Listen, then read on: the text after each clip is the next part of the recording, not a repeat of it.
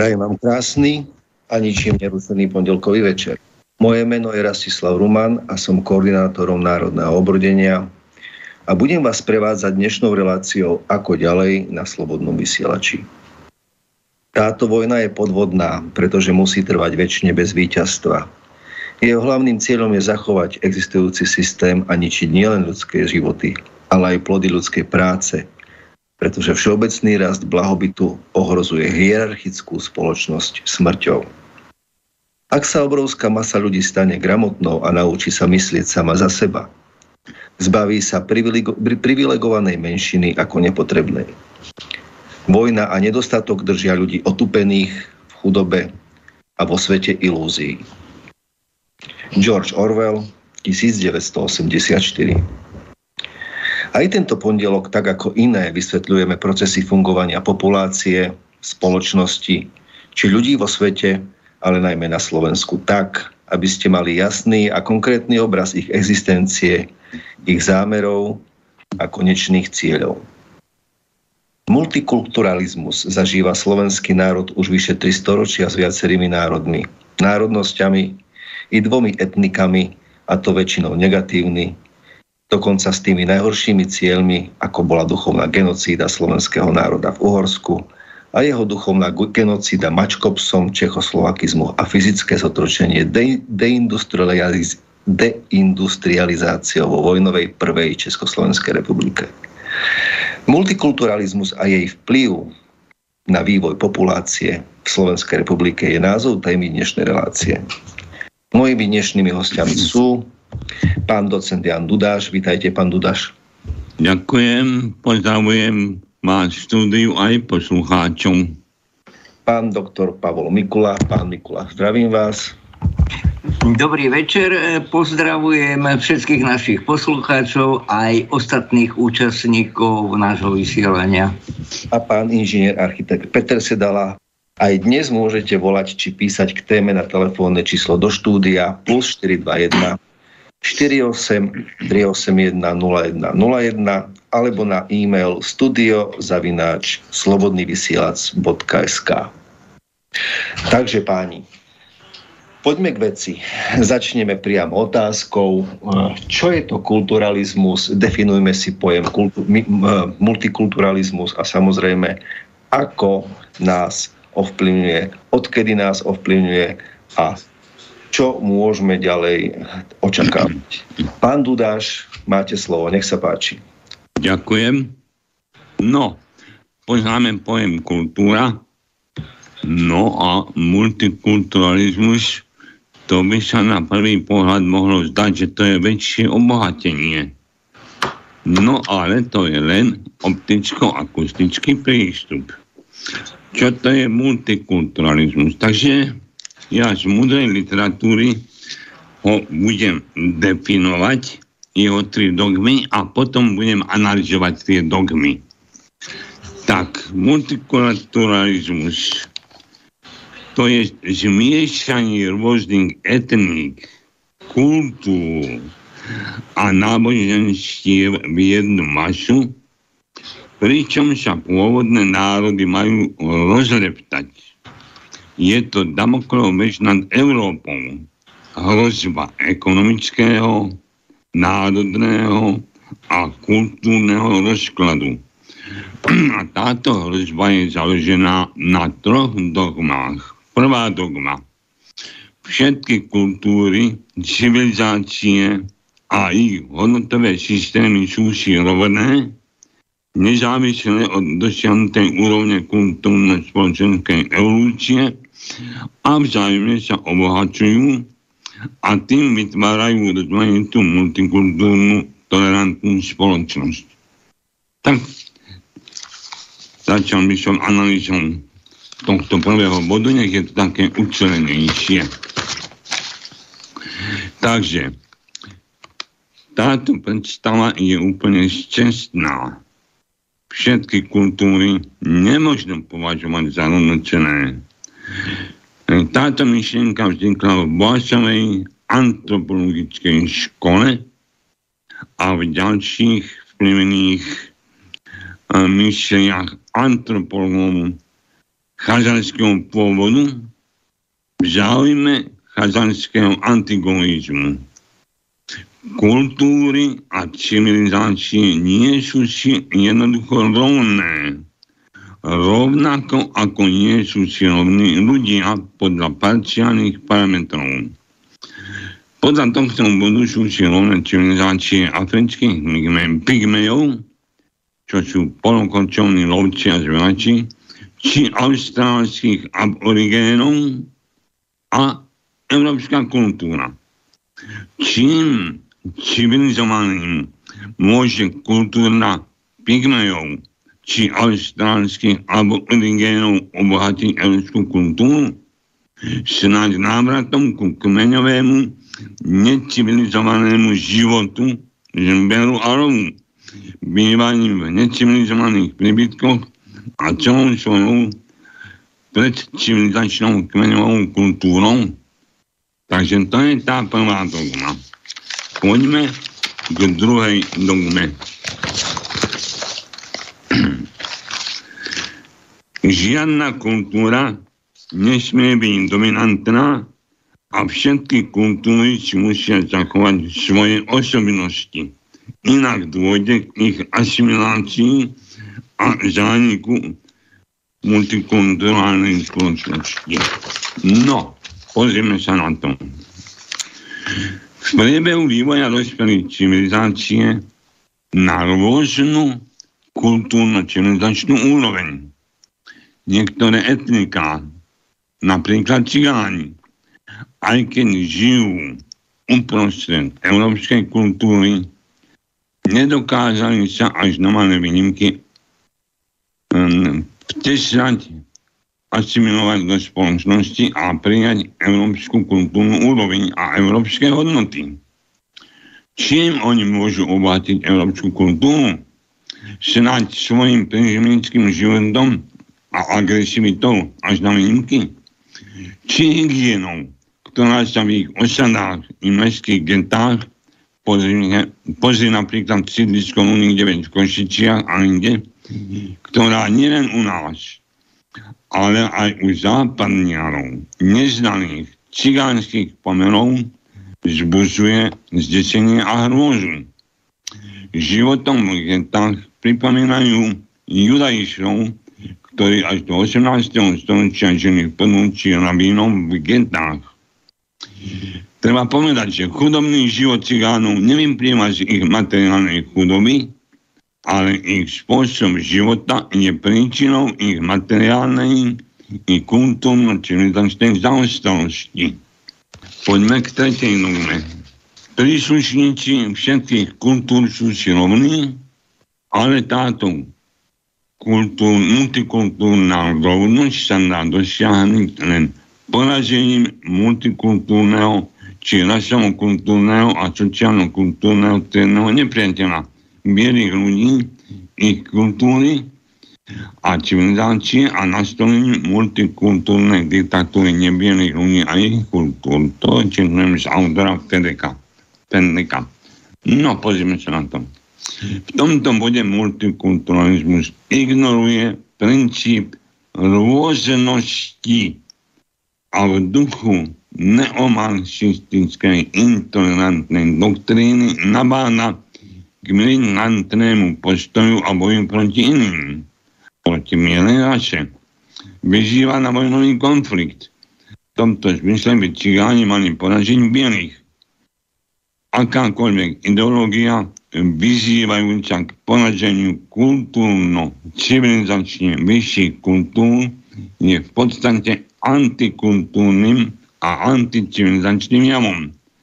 A ako taká by mala byť v civilizovanej spoločnosti postavená mimo zákon.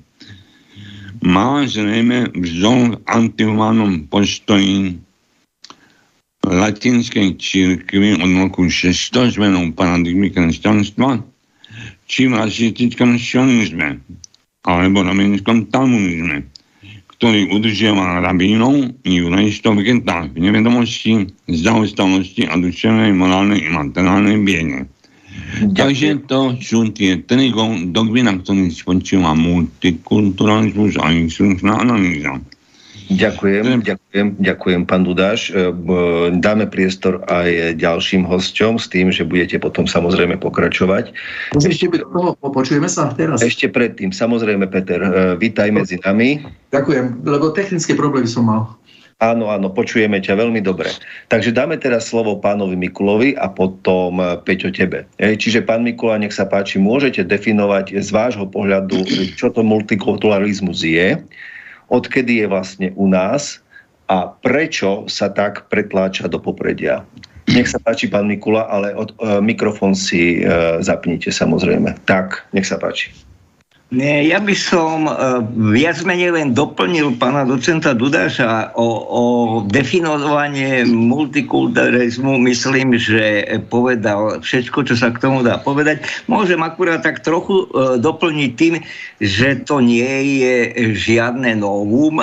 Môžeme sa vrátiť až do biblických čias, takže mohli by sme začať Babylónom. Takže ten multikulturalizmus tu vždycky bol, ale by som niečo povedal k tomu, tej mystifikácii, že sa jedná o obohatenie obidvoch strán. Ja si myslím, že sa môže jednať o obohatenie, ale vždycky by som povedal tých menej bohatých. Tam fungujú zákony, ako fungujú fyzikálne, že vždycky ten prúd ide z vyššieho potenciálu na nižší, čo preložené do slovenčiny znamená, že obohatení sú vždycky tí, čo sú na nižšom stupni kultúrneho, technologického a sociálneho vývoja. Áno. Takže to je jedna vec, ktorú by som, lebo veľmi to zdôrazňovali západní politici, najmä Merklova, že sa jedná o veľmi pozitívny jav, že sa obohatíme. No tak niektorí sa obohatili, ale vo vozovkách, nie o to, čo si myslíme. A je to jav, ktorý sa periodicky opakujú. Môžem z Babylónu skočiť na objavenie Ameriky. Tam sa tiež kultúrne obohatili tí, čo zdevastovali pôvodnú civilizáciu. Ohľadne cigánov, čo hovoril pán docent Dudáš, tam je veľmi zaujímavý jav, že aké dlhé obdobie spolu nažívajú s nami a nemajú šancu sa integrovať. Ja náhodou mám v ruke akurát teraz knihu od Samuela Augustínyho. To bol spišský Nemec, ktorý v roku 1775 napísal vynikajúcu knihu Cigáni v Uhorsku. Mária Terézia bola veľmi osvietená panovníčka. Chcela túto skupinu ľudí integrovať do spoločnosti vytvorila podmienky pre ich integrovanie také, že im pôdu dávali všetko možné, aby sa usadili, aby nežili kočovným spôsobom a ako hovoril pán docent Dudáč, nežili parazitizmom, že aby sa správali. Ale táto skupina ľudí niečo má zakódované vo svojom správaní. Nemyslím si, že tam sú nejaké genetické predispozície, ale je možné, že tá ich životný štýl, a dalo by sa to nazvať ideológia, im neumožňuje sa správať. Akurát to, čo sme videli na západe, už nekočujú s koňmi a s vozmi, ale kočujú s ojazdenými autami a s obytnými prívesmi. To je jediné, čo boli schopní ako za ten dlhý niekoľkostoročný vývoj sa obohatiť teda kultúrne. Nevidím to nejak pozitívne, že pokiaľ tá skupina ľudí, ktorá sa dostane do styku s viac vyvinutým prostredím, nemá v sebe záujem sa integrovať, nie je spôsob, ako ich k tomu prinútiť. Máme tu príklady, by som povedal, aj takej pozitívnej, napríklad Vietnamci, ktorí sa tu dostali počas americko-vietnamskej vojny. Tí boli schopní za jednu generáciu sa integrovať do spoločnosti a neboli s nimi žiadne veľké problémy. Ja by som len toľko k tomu povedal, potom ďalej môžeme ďalšie príklady uviesť. Ja dám slovo teraz Peťovi s tým, že potom sa niečo spýtam všetkých troch. Peťo, hovor teraz ty. Ďakujem za slovo. Sa ospravedlňujem za technické problémy. Som mal problémy sa prihlásiť, ale všetko dobre dopadlo. Takto, ja som sa prednedávnom zamýšľal nad tým pojmom multikulturalizmus a priznám sa, že trošku by to začalo naháňať strach. A môžem zodpovedne povedať, že asi aj oprávnene, pretože žil som v rôznych krajinách a môžem k tomu sa tak ako vyjadriť, potom konkrétnejšie možno neskôr, ale pojem multikulturalizmus nie je jediný, hej, sú aj iné pojmy, napríklad ja som sa zamyslel, že máme napríklad multimilionár, alebo multilevel, alebo multikára, hej, to sú všetko také akože multifunkčné a multikultúra, to všetko evokuje trošku k tej multifunkčnosti toho multikulturálneho javu, lebo pokiaľ viem, multikulturalizmus je evidovaný ako jav, ale ja by som k tomu takú jednu dosť dôležitú jednu vec chcel povedať, že ja osobne rozlišujem multikulturalizmus na také dve roviny, by som povedal, jedna je taká prirodzená, druhá umelá. Neviem, či budú moji kolegovia s týmto súhlasiť, ale prirodzený multikulturalizmus vznikal v tých časoch, kedy národy boli kočovné, alebo cesta za potravou, alebo za vojnové nejaké výpady. Tiež síce nemôžem povedať, že by to bolo moc prirodzené, ale v každom prípade tieto javy miešania národov a obohacovanie sa, mi to pripadá tak trošku prirodzené, ale to umelé, s ktorým momentálne máme dočinenia, aj v Nemecku napríklad, keď už bola tá Merkelová spomínaná, tak to je umelo dovezení utečenci. To musím takto otvorene povedať. Oni neprichádzajú sem s tým, že proste nás napadlo, že chceme, ja neviem, nejaký iný život, tam im bolo to ponúknuté a oni to prijali. Takže samozrejme sú nejaké vojnové oblasti, kde pár utečencov prišlo, to nepochybujem. Takže rozlišujme medzi týmto prírodzeným a umelým a keď už máme dočinenia s týmto umelým, tak potom vôbec nemôžeme hovoriť o obohatení, pretože tie národy, napríklad zoberme si na Slovákov, my nie sme pripravení na to, aby sme prijali inú kultúru. Otvorene poviem, nie sme prijatí, nie sme na to ako pripravení. Ani nábožensky, ani psychicky, ani ekonomicky. A Ja teraz ako poviem preženiem to do úplného extrému, teraz nech aj poslucháči mi prepáčia ten extrém, ktorý chcem povedať. Keby teraz napríklad sa tak roztápali ľadovce a Antarktída, že by eskimáci museli emigrovať do Európy, aby sem ich privážali letecky, aby ich etablovali konkrétne poviem na Slovensko, vyslovene ešte raz podotýkam, že to preháňam teraz, tak sem prinesú eskimáckú kultúru a tým aj poviem napríklad stravovanie a budú nám tu rezať zvieratá a jesť krvavé veci a oni sú to zvyknutí, ale my nie sme zvyknutí. Takže nebude to pre nás obohatením a nehovoriac o aj iných aspektoch. Takže ja by som len takto načal môj vklad touto úvahou o prirodzenom a umelom. Takže dávam slovo ďalej. Ďakujem, Peťo. Ja by som nadviazal na to, čo si teraz povedal. Vieme, že multikulturalizmus postupne deformuje všetky autentické, etické a ostatné hodnotové kritéria európskej civilizácie. Ale prečo? Prečo sme sa vlastne dostali do tohoto bodu? Nebolo by lepšie, ak už chceme tie civilizovanejšie národy obohacovať tie menej civilizované národy? Nebolo by lepšie importovať našu, nie že povedal by som kultúru, áno, pretože aj keď hovoríme o multikulturalizme, väčšinou ide o sociálne návyky, o civilizovanosť ako takú. Nebolo by lepšie importovať našu kultúru, áno, nehovoríme o kultúre, ale našu kultúru pohybom do menej vyspelých krajín. To znamená, že tí daní ľudia, ktorí momentálne migrujú smerom ku nám, vieme, že kvôli čomu to je. Hej, to nie je spôsobené tým, že by vyhľadávali iné kultúry, skôr je to toho ekonomického charakteru. Vedia, že v Európe sa žije oveľa lepšie ako u nich. Hej.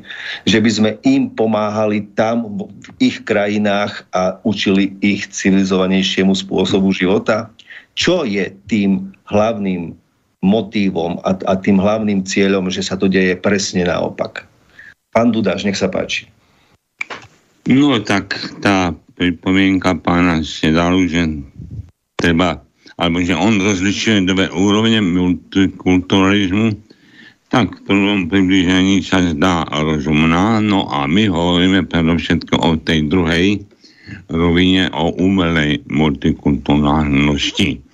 No pozrite sa k tej otázke, čo si položili. Treba si uvedomiť, že sú rôzne civilizácie, majú rôzne ideologické princípy. Po prvé, po druhé, je to na konceptuálna moc globálneho parazita, ktorá všetko toto riadi. Tie ideológie nie sú celkom kompatibilné. Zoberte si islám, kresťanstvo bez starého genocidného zákona a potom kresťanstvo so genocidným zákonom. Títo moslimovia nikde sa neetablovali v iných kultúrach, nikde sa neprispôsobili, tvrdia viacerí sociológovia. Takže oni nie sú z princípu schopní zžiť sa za kultúrou iných. A vidíme to aj na ich vplyve do Európy teraz pri tom pretláčaní imigrantov, čo je afromoslimská kolonizácia. Áno. No potom máme tu na ešte síly, ktoré sa riadia princípom starého zákona. Tie tiež nie sú schopné pripustiť niekoho iného alebo obohatiť sa, pretože tie síly majú svoju ideologickú moc založenú na tom, že sú samovyvolení. Áno? Takže táto otázka súvisí jednak s tými ideológiami rôznych hnutí, ktoré sa nazývajú náboženské. no a súvisí aj s pôsobením globálneho parazita. Takže ačkoľvek tá vaša myšlenka sa zdá príťažlivá, myslím si, že z týchto dvoch dôvodov je ťažko realizovateľná. Ďakujem pekne. Ja každopádne stále nastojím na svojej otázke. Prečo nepôsobíme na národy priamo na ich územiach, na tie národy, ktoré sú menej civilizované, prečo im nejakým spôsobom nepomôžeme, ale riadíme túto migráciu smerom do Európy. Určite to má hĺbší význam a som presvedčený, že aj tak to je. Čo sa týka multikulturalizmu, tak je to vo svojej podstate antieurópska civilizačná idea, tvorí jadro skrytých síl západu. To píšete vy, pán Dudáš. Západnej ideológie namierenej proti západu. A je to ideologická doktrína na riadenie kultúrnej i demografickej identity spoločnosti. Čiže tu treba hľadať ten koreň problému. Pán Dudáš, chvíľočku, dáme slovo pánovi Mikulovi a potom Peťovi a potom pôjdete vy. Pán Mikula, nech sa páči, mikrofón si zapnite. Veľmi správne ste naznačili, že treba sledovať účel. No a to znamená, že to rozdelenie, ktoré spravil pán architekt Sedala, že máme prirodzený tok multikulturalizmu a umelý. Tento umelý vysvetľuje, že za tým je účel. A účel je ten, že globálni zločinci, inak ich nemôžem nazvať, prišli na to, že jednoducho sú na slepej koleji a končia. Nemá to iné východisko. Takže toto je na odpútanie pozornosti od sveta tzv. Euroatlantických hodnôt, ktoré žiadnu hodnotu nemajú, a vyvolali preto pán redaktor Ruman, že výzva robme to u nich doma nesplňa tento účel. O to oni nemajú záujem. Oni majú záujem vyvolať chaos a prežiť za každú cenu čo najdlhšie. To je jediné vysvetlenie toho, čo sa teraz deje. Zatiaľ toľko by som k tomu povedal. Áno, ale stále som nedostal tú hlavnú odpoveď. Čo je cieľom? Účel vieme, čo je účelom. Áno, to znamená, že zriediť nejako, respektíve oslabiť túto európsku civilizáciu. Ale prečo? Za akým účelom? A čo je konečný cieľ? Peťo? Skúsim reagovať na to. No, tak... Zase len z mojej skúsenosti môžem povedať, že je tu, takto cítim to, mám nejaké dôkazy na to a jednoducho zo srdca viem povedať to, že tu sa momentálne robí frontálny útok na hodnotový systém Európana, áno, európsko civilizovaného človeka. Frontálny útok. To znamená, že toto územie niekto chce dobiť. O tom nie je pochyb. My tu máme vodu, my tu máme inteligenciu, my tu máme prírodné bohatstva v Európe, myslím celkovo. A o tie má niekto záujem. A najľahšie to je dobiť tak, že urobiť tzv. Vnútorný rozvrat. A vnútorný rozvrat... Peťo, ale prírodné bohatstva majú aj oni. Áno, len tak si poviem, že to prírodné bohatstvo nestačí. To treba, viete, spracovať a treba mať know-how. Áno, to je ruka v ruke s tou... Tak my máme automobilky, to máme len preto automobilky, že máme schopných mužov, ktorí tam vedia robiť. Nástrojárov, strojársky vzdelaných. Áno? Aj ženy, aby sme... Dobre, aj ženy samozrejme, ale väčšinou tam robia muži, dobre. Ale teraz to je ruka v ruke ide. To znamená, že Európa je konkurentom týmto zaoceánskym záujmom a treba ju rozbiť. A napríklad islamizácia. Islamizácia je určitý proces, jav, ktorý sa implantuje do Európy a tým pádom sa vytvára chaos. A ospravedlňuje sa samozrejme tým, že multikulturalizmus bude obohatením, ale to nie je pravda. To nie je absolútne pravda, to je lož. Poviem príklad. Predstavme si slovenskú domácnosť. Slušne žijúci štvorčlenná rodina. A vám doneseme dvoch implementovaných, doneseme do vašej rodiny, ktorí majú úplne iné zvyky. Áno, úplne iné. Jednoducho nebudú sa vyzúvať, budú špinaví, budú mať nočný život, rozvrátia vám úplne rodinu. Oni nebudú sa ochotní prispôsobovať. A vaša rodina sa rozpadne, táto slovenská rodina sa rozpadne, rozvedú sa. Proste jednoducho to nevydržia. A to je presne o tom, že na Európu sa zmráka s Európou, ekonomicky aj duchovne. Európa žila duchovne, má vytvorené hodnoty cez renesanciu, architektúra, maliarstvo enormné. Nikde na svete nevzniklo to, čo vzniklo v Európe. Cez renesanciu, cez barok, rokoko a tie izmy všetky, ktoré tu máme, to je absolútne, čo Amerika môže len snívať. Ona nič nevytvorila, Amerika všetko ukradla a všetko si donesla z Európy. A teraz treba Európu zničiť. A to je vlastne momentálne cieľ. Multikulturalizmus je platforma, cez ktorú to chcú dosiahnuť.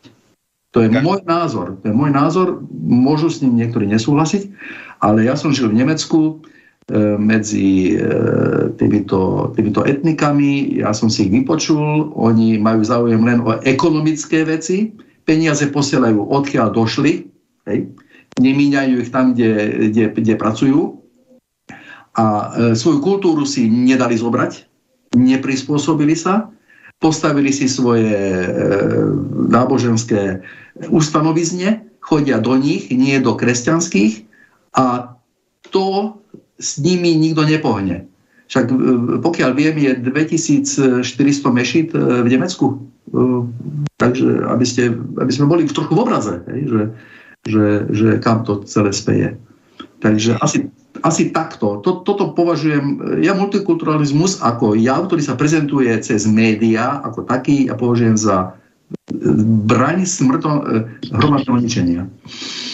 Ďakujem. Ja si myslím, že to, čo si povedal, má hlavu aj petu. Každopádne, keď hovoríme, že tie noty, alebo to, že niekto má záujem na rozložení Európy ako také, ako ju poznáme, tak ale môžeme povedať, a to sa teraz hrajem na toho diablovho advokáta, áno, dávam vám tie myšlienky také horšie, že vlastne aj v Amerike sa deje to isté. To znamená, že je tam tiež, dá sa povedať, sú otvorené stavidlá, kedy migrujú ľudia z Južnej Ameriky smerom do Spojených štátov amerických. Čiže aj tam tá spoločnosť zažíva dosť silný rozklad a ten multikulturalizmus aj u nich je v plnom prúde. Čiže ako si to vysvetliť? Pán Dudáš? No, položili ste podstatnú otázku, aký je cieľ tohto umelého multikulturalizmu. Ja ho poviem, ale predtým ešte pár poznámok. Pozrite sa. Multikulturalizmus postupne deformuje všetky autentické, etické a ostatné hodnotové kritéria európskej civilizácie. Hlášajú ho najmä nihilistickí profesori prestížnych západných univerzít a politickí i žurnalistickí papagáji, ktorí sú v zajatí schizofrénej frankfurtskej škole degenerácie a hlúposti. Multikulturalizmus ako miešanie ras v Európe a genderové zvrátenosti majú samozrejme za cieľ degeneráciu a zhlúpnutie ľudí, ktorí tak strácajú vitalitu a schopnosť bojovať za svoje vlastné záujmy. Z uvedeného plynie, že multikulturalizmus definovaný v tých troch charakteristikách, ako som ich uviedol, je anticivilizačný a antikultúrny jav. Je v rozpore s prirodzeným vývojom a pokrokom. Je extrémne rasistický a v civilizovanom štáte musí byť postavený mimo zákon a zakázaný obdobne ako iné formy rasizmu. Je to patologický jav a hlásatelia multikulturalizmu sú prípadom pre psychiatrov.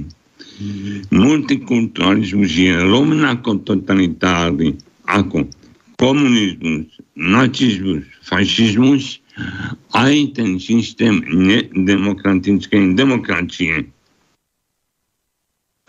Multikulturalisti vytvorili brilantný postup vymývania mozgov, aby Európania a hlavne ich mládež to nepostrehli. Takže multikulturalizmus je v svojej podstate antieurópska civilizačná idea a tvorí jadro skrytých síl zo západu. Západnej ideológie. No a čo je cieľom? Pozrite sa. Tento cieľ máte už názornený veľmi dávno na $1 bankovke pod pyramidou je tam New Order Seclorum. Nový svetový poriadok, ku ktorému smeruje táto globalizácia. Takže to je stručne k tomu cieľu. Definujte, pán Dudáš, definujte New World Order. Čo je jeho cieľom? Pretože to musíme pochopiť, aby sme pochopili príčiny multikulturalizmu.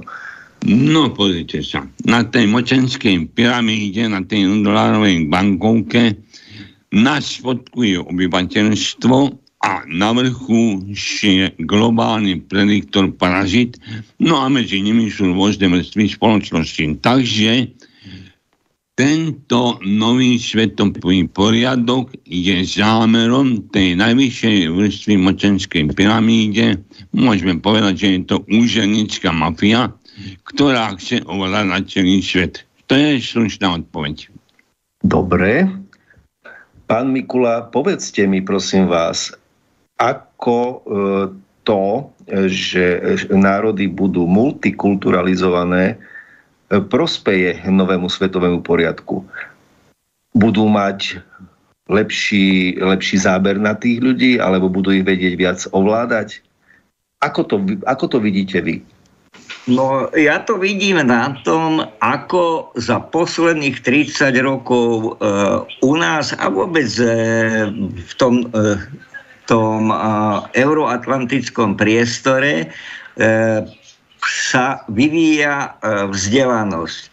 No a vidíme to u nás tým, pozrite sa, to, čo sa deje cez tie demonstrácie, to už sú produkty vzdelávacieho systému, ktorý je v celom tomto priestore degenerovaný a je zámerný. Ide o to vytvoriť, ja to nazývam pracovne promovaných idiotov, ktorí majú diplomy, nemajú žiadne vedomosti, nemajú žiadne morálne zábrany, ktoré sa dajú ľahko manipulovať. A o to tu ide. Keď si pozriete napríklad to, kto sa strieda vo vládnutí, pozrite sa na tých ministrov školstva u nás, ktorí boli. Ktorý z nich má nejaký čestný doktorát z nejakej, by som povedal, slávnej univerzity. Druhá vec, treba povedať, že aj tie slávne univerzity už teda za veľa nestoja, keď taká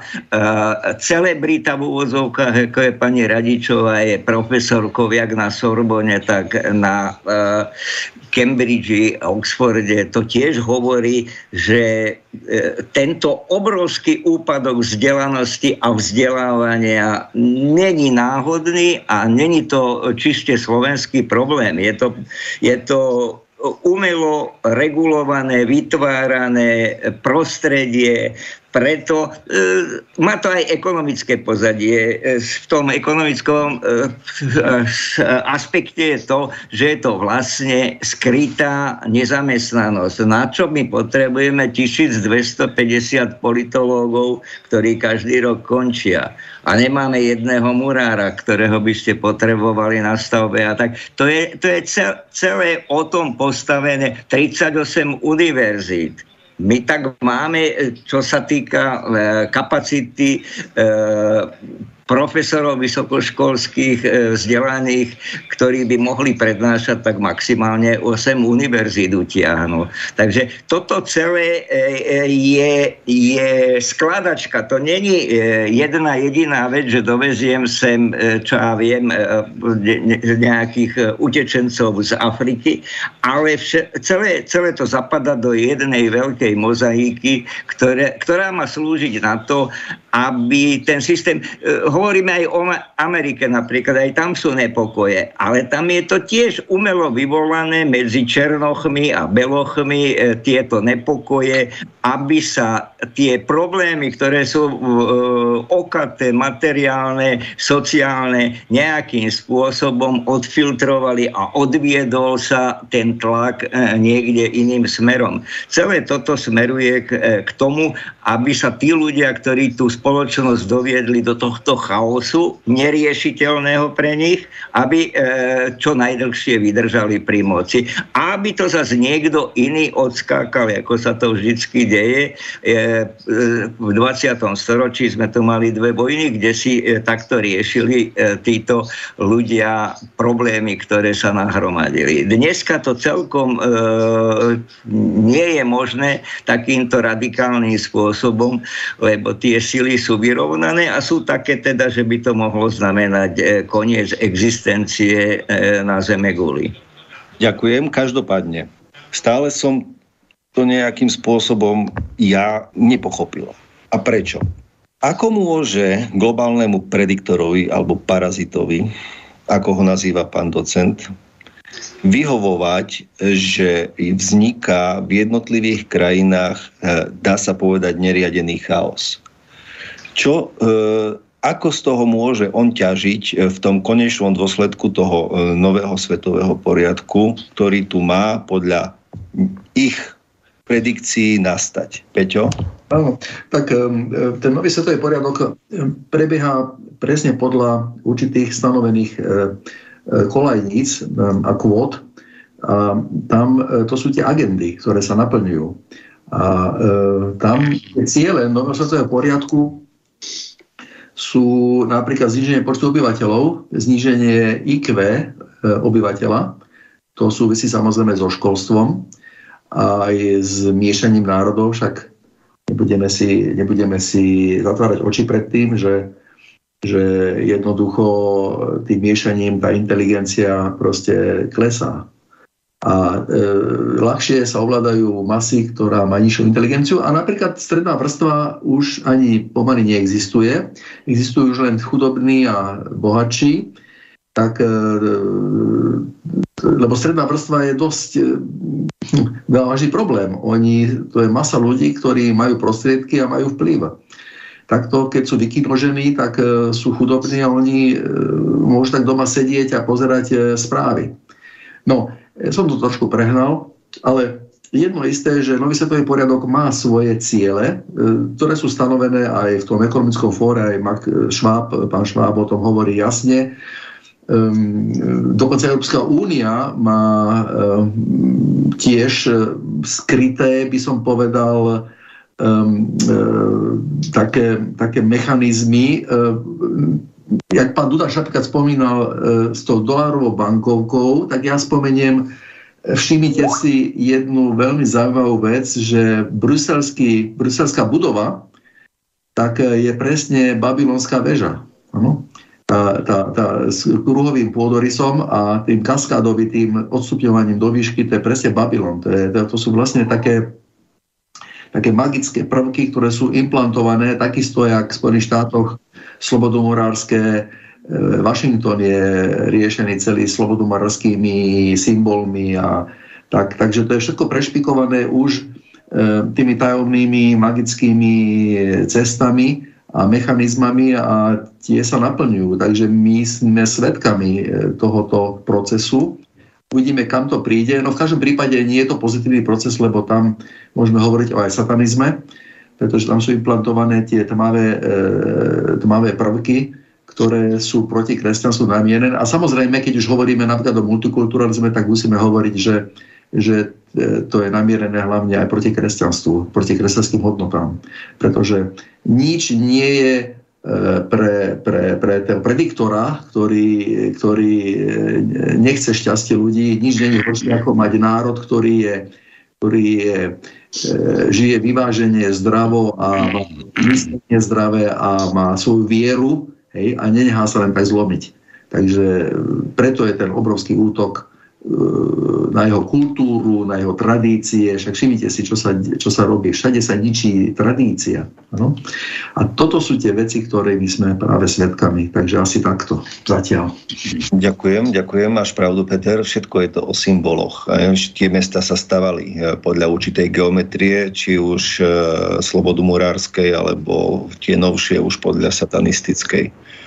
Každopádne máme tu dotaz, respektíve pripomienku od pána poslucháča Petra. Som starý konšpirátor. Odpoveď na moderátorovú otázku. Z môjho pohľadu je cieľom depopulácia, multikulturalizmus, klimatická zmena, pandémia a podobne. Všetko sú to umelo vytvorené problémy, ktoré smerujú k zníženiu populácie na matke Zemi. Pán Dudáš, nech sa páči. No, pozrite sa, depopulácia. Musíme si uvedomiť jednu vec. Tí, ktorí určujú chod dejín, robia všetko pre svoje maximálne zisky. A áno, sa publikuje široko, že ide depopuláciu. Ale položme si otázku. Keď sa zníži populácia, zvýšia sa zisky tomu globálnemu parazitovi. Takže to je ako pripomienka k tomuto problému. Treba si však uvedomiť ďalšiu vec. Existuje 5 mocí. 3 vnútroštátne poznáme a sú 2 nadštátne. Najzákladnejšia a na najvyššom vrchu všetkého je konceptuálna moc. Koncept, ako sa bude vyvíjať spoločnosť. No a potom je ideologická moc, ktorá rozpracováva konceptuálnu moc do foriem priateľných obyvateľstvom.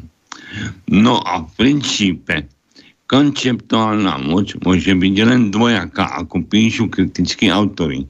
Buď je to konceptuálna moc genocídneho starého zákona, alebo je to konceptuálna moc humánnej identity Atén.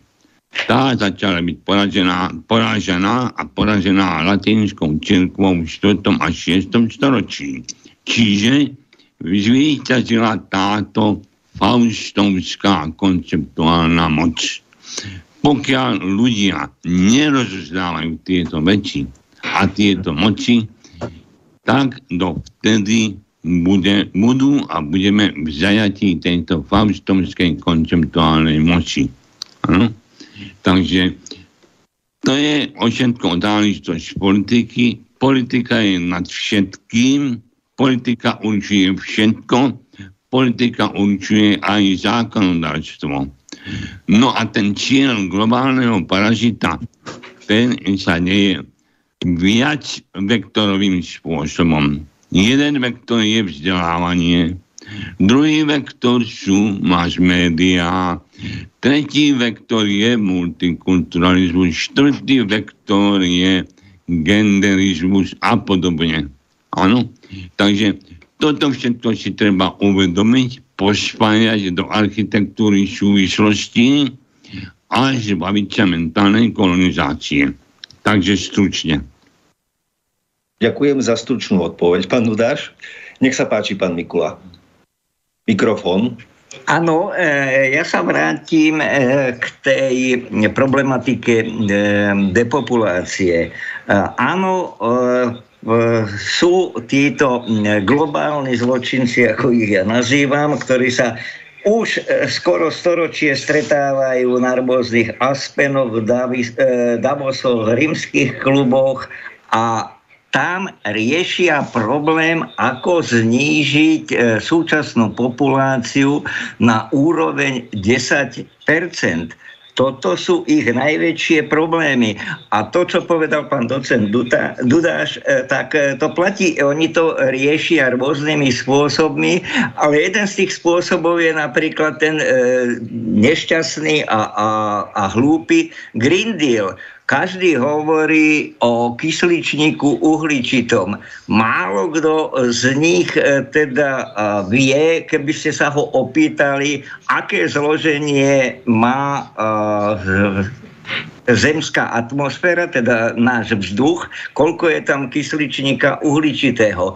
Nikto nevie. Je to 0,04. Áno, 4%. Takže to je strašne malé množstvo a civilizácia vyprodukuje z toho všetkého, z toho malého množstva len 4%. Takže ktorákoľvek sopka vypustí svoje plyny, tak vyprodukuje toľko CO2, koľko ľudstvo vyprodukovalo od svojej existencie. A riešia tieto problémy, problémy vediac a spoliehajúca, že to ľudia nevedia. Ja si myslím, že ani títo organizátori Green Dealu netušia ten pomer toho kysličníka uhličitého. A to je viac. Ďalšia vec bola táto šialená fašistická agenda koronavírusu. To nie je náhoda, že sa to deje. Ja si myslím, že tie nejaké materiálne zisky z toho sú pre nich len sekundárny efekt. Ale pôvodný bol znižiť tú populáciu. Niekoľko takzvaných západných intelektuálov sa vyjadrovalo, že teda my ostatní sme pre nich príťaž a my sme tí, čo spotrebovajú, dávam do úvodzoviek, ich zdroje. Takže ich cieľ je cieľavedomý. Jak niekto môže akceptovať nejakú vakcínu, ktorú ponúkajú tí istí ľudia, ktorí 100 rokov riešia, ako nás vyzabíjať. To nemá logiku. Samozrejme. Len toľko by som k tomu povedal. Týmto otázkam sme sa venovali teraz v 2 predchádzajúcich dieloch ohľadom covidu. Tam sme si to dopodrobne rozobrali. Každopádne. Ďalšia moja diablová otázka.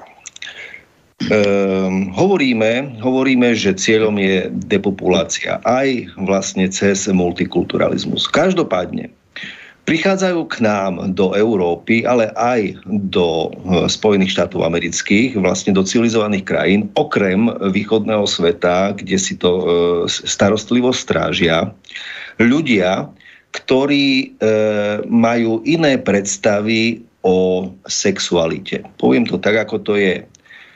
Vieme dobre, že momentálne k rozmnožovaciemu búmu dochádza hlavne u tých etník, ktoré sú menej civilizované. To znamená cigáni, africké krajiny, dá sa povedať, že aj južné krajiny od Spojených štátov.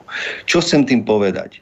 Nebolo by lepšie, keď už ideme ku tej depopulácii, nebolo by lepšie zabezpečiť nejakou osvetou alebo aj inými prostriedkami, aby sa ľudia tak masívne nerozmnožovali, pretože keď si pozrieme na prírastok obyvateľov v európskych krajinách, tých pôvodných, áno, a prírastok obyvateľov v iných krajinách, ktoré ku nám chodia, ktoré ku nám vlastne migrujú, tak vieme s určitosťou povedať, že v Európe dochádza ku úbytku ľudí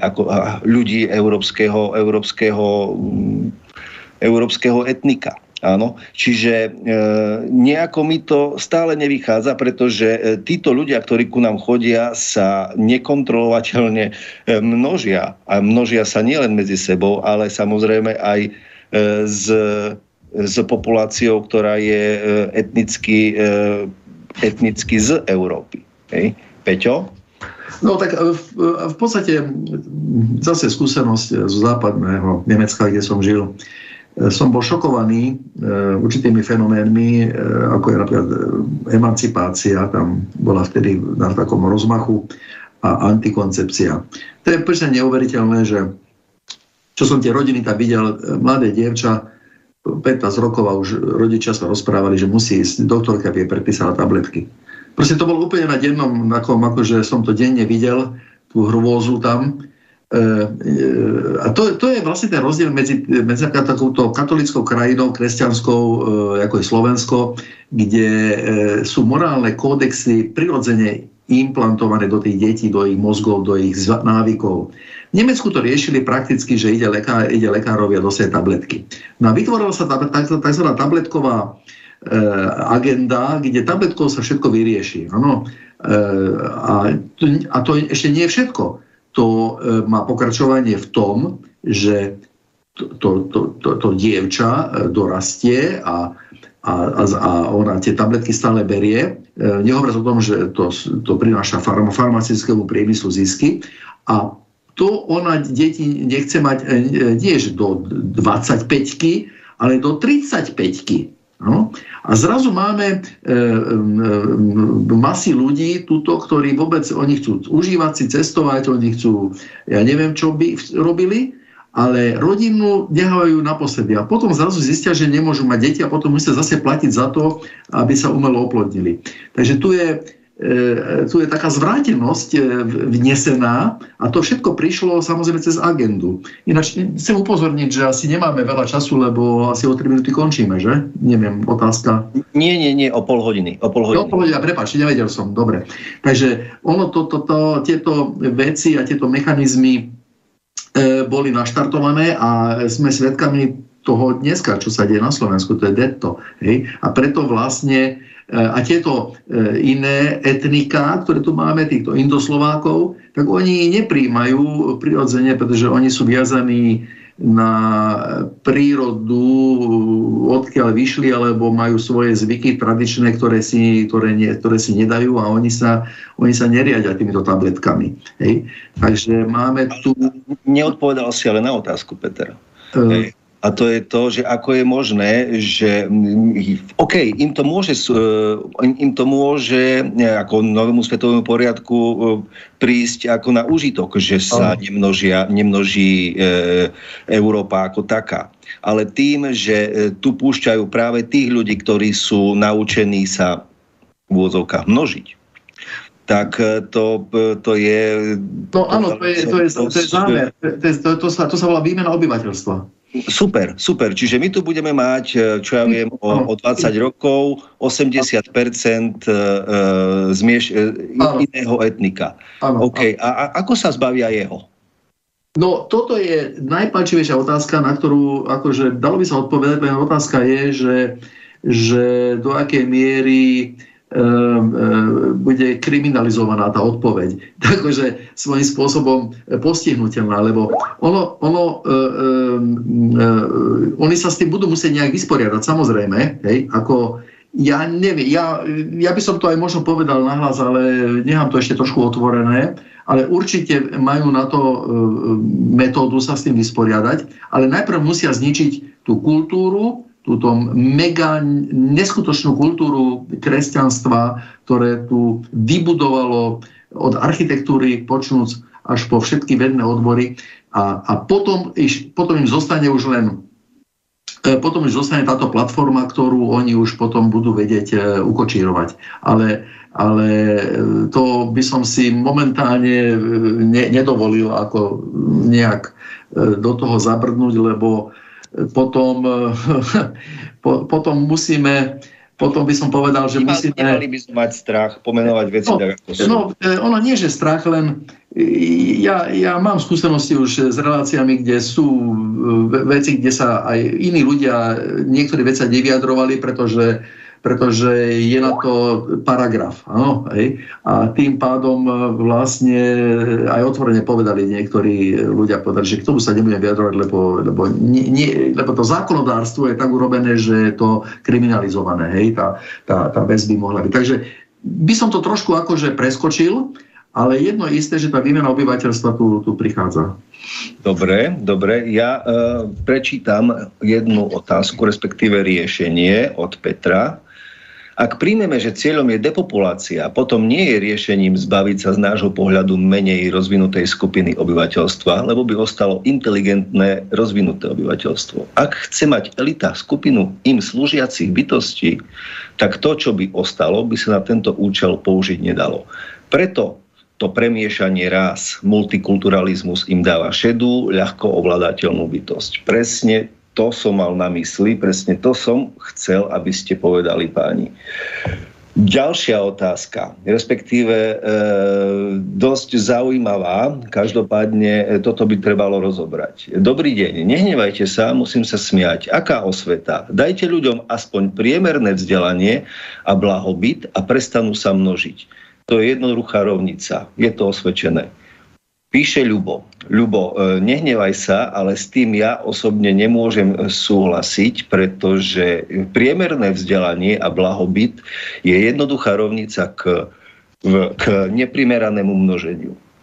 Ako náhle máš k dispozícii základné potreby, to znamená, kde bývať, čo jesť, a si spokojný s tým, ako funguješ, to znamená, že máš všetky podmienky vytvorené na to, aby si mohol vychovať deti, tak nemáš jedno dieťa, ale máš 4-5 detí. Je to...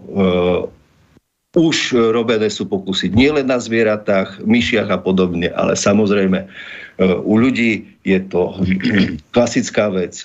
Čo sa týka tých etnik, dajme tomu tých afrických krajín a podobne, hej, tam je to nie kvôli tomu, že majú čo jesť, ale skôr naopak. Hej. Tí ľudia tam nemajú prácu, nudia sa a sú skôr tie primitívnejšie zvieracie pudy. To znamená, prevládajú. To znamená, že radi sexujú. No. A čo na to povedať? Pán Dudáš, nech sa páči. No, zmenili ste pojem natality. Treba povedať, že rôzne národy majú rôznu natalitu. No a vidíme, že natalita cigánskeho obyvateľstva je vysoká v porovnaní s nami. Takisto natalita moslimského obyvateľstva je vyššia. Je tam ale jeden nebezpečný faktor, a to je incest. A ten incest spôsobuje znižovanie IQ v danej populácii. To už je dokázané a u cigáňov to vidíme. Koľko čím skončí základnú školskú otázku. No, otázka riadenia spoločnosti, predtým bolo spomínané chaos. Prečo vytvárať chaos? No, keď je spoločnosť v chaose, tak sa dá ľahšie ovládať. Dáte tam nejaký motiv strachu a ovládate ľudí. Takže motiv strachu je silný fenomén na ovládanie obyvateľstva. Čo sa týka európskeho obyvateľstva, západná Európa, tá vymiera už veľmi dlho. No a treba povedať, podľa kritických autorov, globálny parazit vyvolal obe svetové vojny, ktoré znamenali obrovskú depopuláciu európskeho obyvateľstva. No a západoeurópske obyvateľstvo, no indoktrinované tým školstvom, tak tam tá natalita sa nezvyšuje. Postsocialistický sektor to postihlo po štátnych prevratoch v roku 1990. Takže ten vývoj v Európe je zatiaľ skeptický. No a treba si uvedomiť v zmysle tých vzdelancov, ktorí tvrdia o tých dvoch zápasiacich líniách vo vývoji ľudstva, že kresťanstvo je cieľom útoku týchto síl. No a pokles, alebo ústup, alebo porážka kresťanstva je najvýstižnejšie reprezentovaná v latinskej vatikánskej cirkvi, kde po pápežoch Ján 23. Pavol VI začala byť porážená. No a doražená bola za Jána Pavla II., jak píše americký historik Hoffman, bol to kryptorabín na pápežskom stolci. No a čo teraz vidíme, keď týchto moslimov víta pápež, keď ten pápež je za tzv. Manželstva homosexuálov, tak to je úplná porážka kresťanskej cirkvi. Nie nadarmo ho nazývajú antipápež alebo pseudopápež. Takže Európa je v strašnom chaose. No a vďaka alebo z dôvodu riadenia globálnym parazitom stojíme pred závažnou otázkou a problémom, ktorý môže skončiť zničením civilizácie. A rozlúčkou môže byť práve pôsobenie globálneho parazita na Ukrajine, ktorý za svoje branidlo si vybral Spojené štáty, no a v Európe sú to Nemecko, Francúzsko a Veľká Británia. To sú hlavné síly, ktoré spôsobujú tento chaotický stav v Európe ako baranidlá globálneho parazita. Takže stručne k tomu. Ja ešte predtým, ako dám slovo pánovi Mikulovi, tak podotknem, že čo sa týka kresťanstva ako takého, my môžeme hovoriť o kresťanstve, ale nesmieme zabudnúť na cirkev, pretože cirkev je, dá sa povedať, tým vedúcim prvkom v tom náboženstve kresťanskom, pretože čo ja si pamätám a čo viem, tak cirkev vždy kolaborovala s vedúcimi špičkami. Áno, či už si pozrieme prvú, druhú svetovú vojnu, ale aj do ďalekej histórie. Čiže v tomto by som nepovedal, respektíve nedáva mi to nejak zmysel, že by to bol útok na kresťanstvo ako také, ale povedal by som, že je to útok na základné duchovné hodnoty ľudí, na základné tie morálne hodnoty. To znamená rodina, spolupráca, umiernenosť a tak ďalej. Tu si myslím, že je to gro, čo sa snažia v ľuďoch zlomiť a zmeniť. Pán Mikula, nech sa páči. Mikrofón. Áno, ja by som, čo sa týka tej vašej poznámky ohľadne náboženstva a cirkvi, to trošička rozšíril. Tam je treba si uvedomiť, že každý náboženský systém dokážeme pochopiť len tedy, keď si oddelíme vieru a cirkev. Cirkev je skupina ľudí, keď to poviem tak vulgárne, ktorá prišla na to, že keď si sprivatizuje Pána Boha, že je to vynikajúca trafika.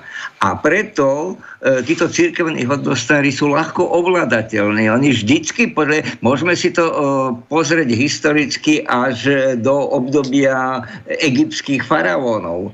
Tam tiež tí cirkevní hodnostári viac menej tú spoločnosť vládli a tí osvietení, inteligentní faraóni na to prišli a potom to riešili. Jeden z takých významných bol Achnaton, ktorý prišiel na to, že tých nespočítateľné množstvo bohov, ktoré tam uznávali a každá tá cirkevná hierarchia toho svojho boha pretláčala, že to vyvoláva chaos a rozklad štátu. Taký štát sa nedá riadiť. No a preto bol objaviteľom monoteizmu.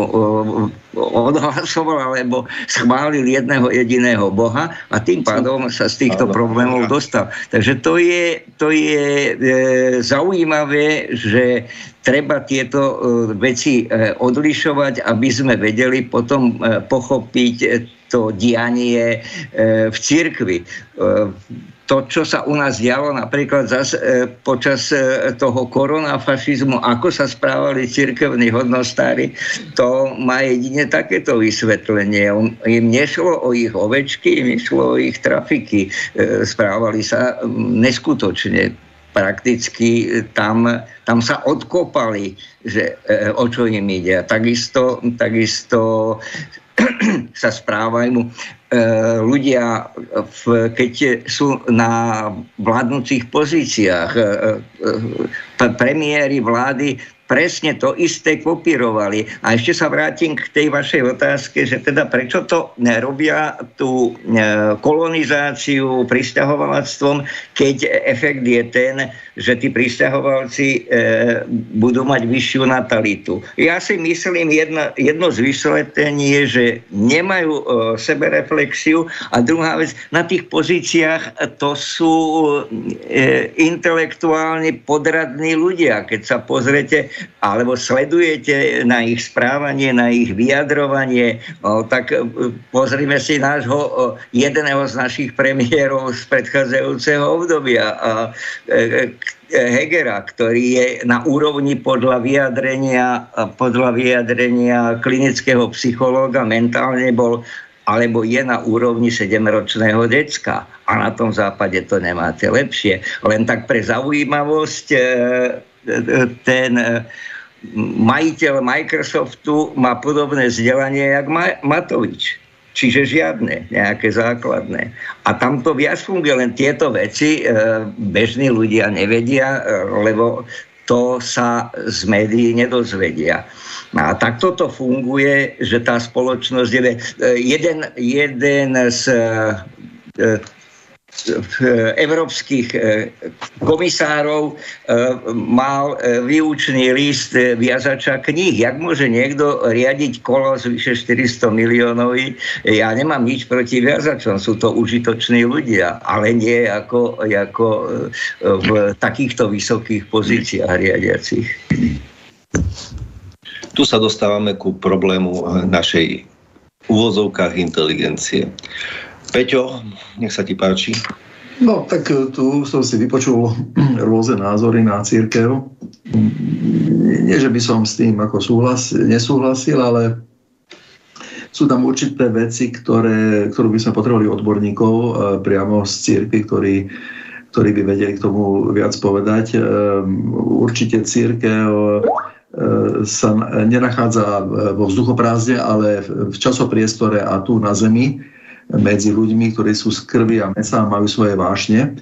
A aj dejine riešila rôzne veľmi ťažké situácie a bola dokopaná častokrát k určitým krokom a mechanizmom, ktoré mali veci riešiť. Či v stredoveku bolo ťažké obdobie a tak ďalej. Takže tieto veci prežila. Môžem povedať, že cirkev, keby nebola priamo od Pána Boha, tak určite by sa bývala rozpadla. A tá úloha cirkvi je hlavne v tom, aby zachovali ľudia vieru, aby chránila vieru a vo vysvetľovaní viery postupovala, by som povedal, korektne. A doteraz to aj cirkev robila. Hej. Tie sviatosti, ktoré cirkev podáva a ich by som povedal, nosí na tej cirkevnej platforme, tak doteraz fungovalo dobre. Takže nevidím dôvod útoky na cirkev. Čo sa týka nášho svätého otca pápeža, tam sú niektoré nešťastné vyjadrenia, ale tie podľa mňa sú vytrhnuté z kontextu. Určite nepožehnáva vzťahy homosexuálne ako manželstvo, ale ako jednotlivých ľudí. Pokiaľ viem, tieto veci boli na pretrase už aj v mass médiách. Ja len upozorňujem na to, že treba sa korektne nejak sledovať tie veci a vyjadrovať sa potom, lebo potom vzniká dojem, že tu máme úplnú anarchiu aj cirkvi, čo nie je pravda. No a raz, aká bola tá ďalšia otázka? Teraz, ja som sa len teraz tej cirkvi vyjadroval a potom ešte...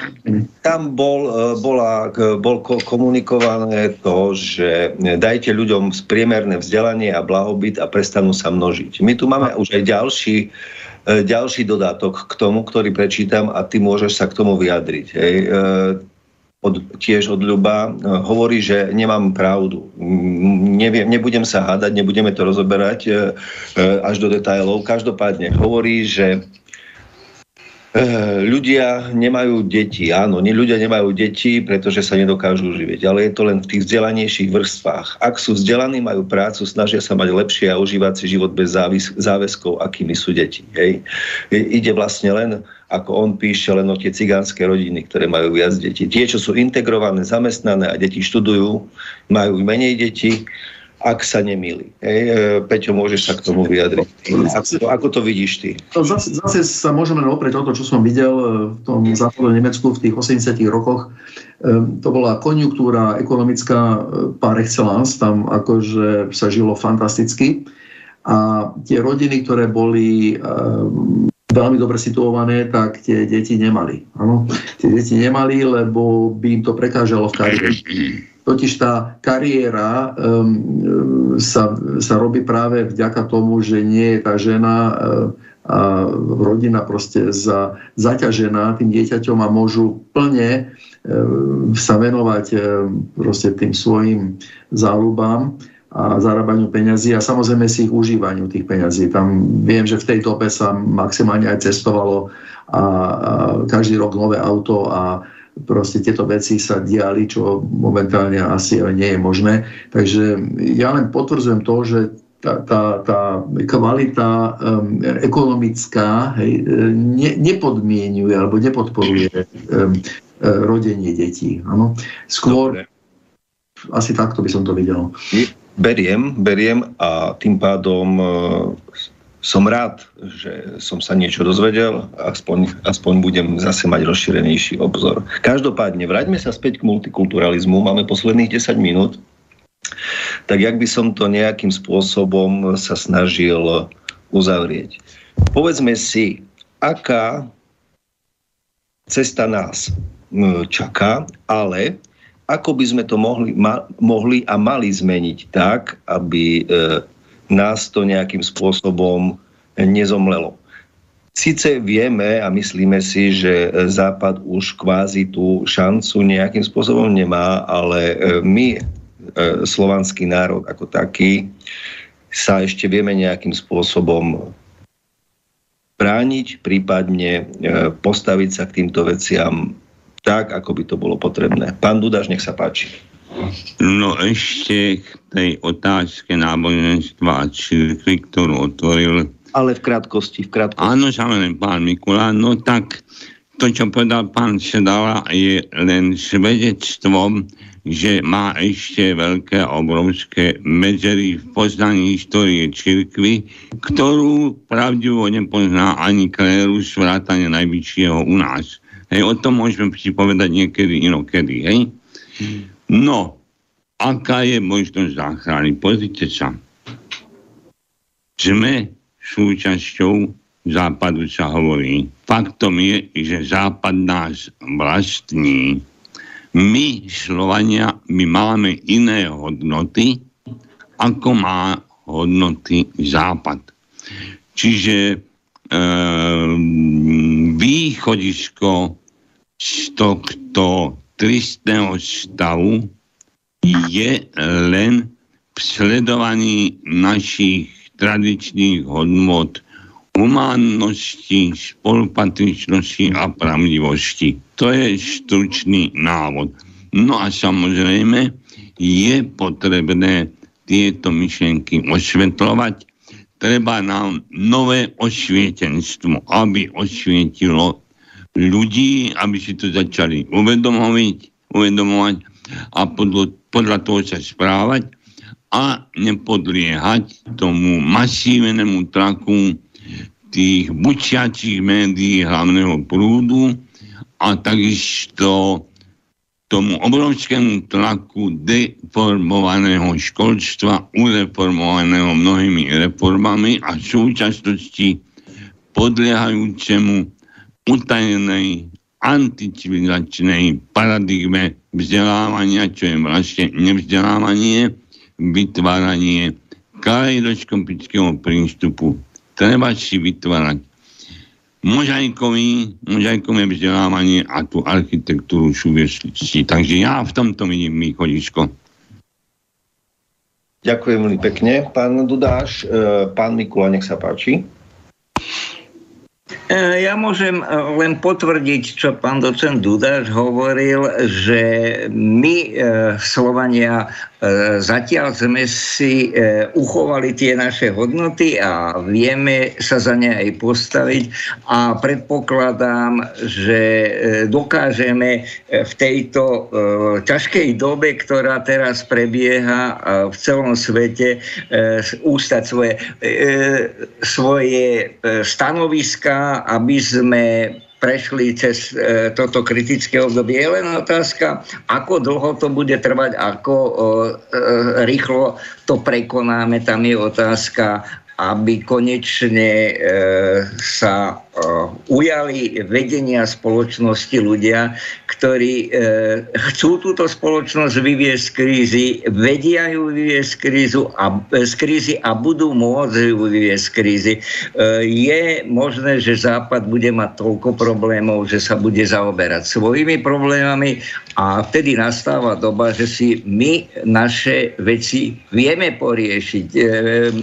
My máme návody, je kopu intelektuálnych skupín, ktoré sa stretávajú, ktoré o tom hovoria a ktoré majú pripravené určité programy, aby sme sa z týchto problémov dostali. Vidím to zatiaľ pozitívne, že až na nejaké výnimky progresívnych liberálov táto spoločnosť má zdravé jadro a to je záruka toho, že sa z tejto situácie dostaneme.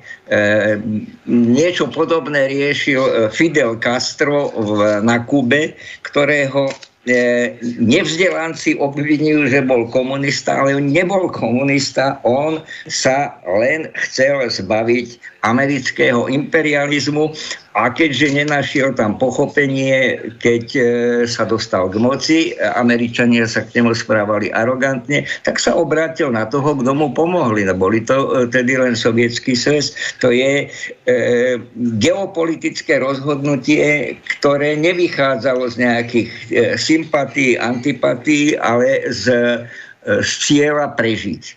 Takže ja si myslím, že my si nájdeme svoje miesto a nejaké pochybné euroatlantické hodnoty nás nebudú lákať. To lákajú len nevzdelanú vrstvu mladých ľudí, ktorí vyrástli po roku 89. Tak musím povedať, že aj vinou všetkých vlád, ktoré tu boli, že školstvo nechali na pospas tým najhorším ľuďom. Každopádne. To by tak na záver bolo asi všetko. Každopádne ja ešte sa k tejto téme vrátim. Teraz máme ešte čas, kúsok, pretože hovoríme, že máme šancu. Áno, zmeny prebiehajú. Vieme, že tak ako mali sme vlastne aj stretnutie Národného obrodenia v sobotu, hovorili sme o kapitalizme a samozrejme hovorili sme aj o školstve. Skonštatovali sme, že máme dve generácie mladých ľudí, ktoré sme stratili od roku 93, dá sa povedať. Problém je ten, že táto zmena, momentálne sme prozápadní a deklaruje to aj naša vláda a samozrejme správame sa tak, aj keď s určitými výnimkami, ako to západná sféra chce. Problém je ten, že tieto procesy môžu trvať nie 1-2 roky, môžu trvať 10-20 rokov a tá doba už bude prijať práve tým, ktorí sú už indoktrinovaní. Pretože ľudia, ktorí zmýšľajú podobne ako my, pomaličky, ale isto vchádzajú alebo sú v dôchodkovom veku a toho času im samozrejme čas je neúprosný, zákon života tiež veľa neostáva. Čo potom? Akým spôsobom sa to bude dať zmeniť? Peťo, na záver. Takto. Ja používam niekedy také podobenstva a tým, že som architekt a výtvarník, tak som v takých predstavách vždy si niečo predstavím, nejaké formy a potom to takto riešim. Takže ja dám takú rečnicu otázku, že keď poľnohospodári zasejú pšenicu, tak čo chcú žať? Tak samozrejme, že chcú žať pšenicu zase, že? No ale keď to teraz takto v tom podobenstve nejak zaimplantujem, tak máme tu aj kúkol, máme tu púpavu, máme tu rôzne iné rastliny, ktoré neprinášajú žiadny nejaký veľký efekt pre poľnohospodárstvo a majú za sebou neziskové organizácie a chcú sa dostať na to role, aby boli zasiatné. No, takže tu s týmto podobenstvom chcem povedať to, že tu je obrovský boj častokrát tých parazitujúcich fóriem, ktoré by veľmi radi chceli žiť. No, ale musíme si uvedomiť to, že keď poľnohospodári chcú mať úrodu a nejaké výnosy a chcú prežiť, tak musia si uvedomiť, že tieto parazitujúce musia eliminovať. A to sú tie negatívne vplyvy pre spoločnosť. Takže ja to vidím v hlave, pripomínam tie neziskové organizácie, ktoré tu máme, parazitujúce na Slovensku, oni by sa mali starať o sociálne veci a pomôcť ľuďom, ale oni sa miešajú do politiky. A práve menia práve tieto veci, ktoré tu máme, či je to školstvo, či sú to zákonodárstvo, ovplyvňujú priamo úplatkami, ovplyvňujú toto dianie. A toto je to, že potom to, čo si zasejeme, tak potom aj to budeme žať. To je pravda, len my tých mladých ľudí potrebujeme nejakým spôsobom obrátiť, povedal by som to v žargóne kresťanstva, na našu vieru. Jednu vetu môžem doplniť? Pán Dáš, 3 minútky, nech sa páči, sú vaše. Jednu vetu, takto. Pán Čedala urobil dobrý príklad. Hej, ten kúkol pšenici je živý. Je na hospodárovi, aby ten kúkol vyničil. A pýtajme sa, máme my na Slovensku hospodára po roku 89? Odpoveď si myslím, každému je jasná a v tom je základný problém. Všetko. Ďakujem veľmi pekne, takže ešte mám stále ostávajú 3 minútky, takže aj pán Mikula sa k tomu môže vyjadriť. Ja sa vyjadrím k tým cudzovládkam, ktoré sa nazývajú kamuflážne mimovládky. Treba úplne otvorene povedať, tie, ktoré sa venujú politike a politickým prevratom, sú zahraničné a pre štát, ktorom fungujú zločinecké organizácie. Pokiaľ tu nebude vláda, ktorá bude mať guráž s tým skončiť, a zase použijem to poľnohospodárske prirovnanie, a nepoužije totálny herbicid na burinu, tak sa z toho nevymotáme. To iné riešenie nemá. Ďakujem veľmi pekne. A ja ešte zakončím tento náš program tým, čo som povedal na začiatku.